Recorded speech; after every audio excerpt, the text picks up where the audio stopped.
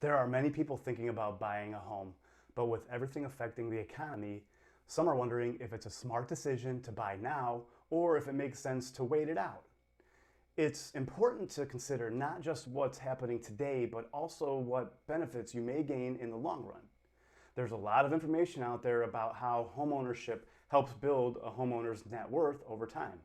It's especially important if you're a young prospective home buyer to understand how homeownership is another key way to invest in your future.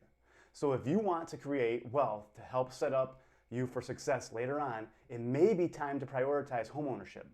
That's because whether you decide to rent or buy a home, you'll have a monthly housing expense either way. The question is, are you going to invest in yourself and your future, or will you help someone else, your landlord, increase their wealth?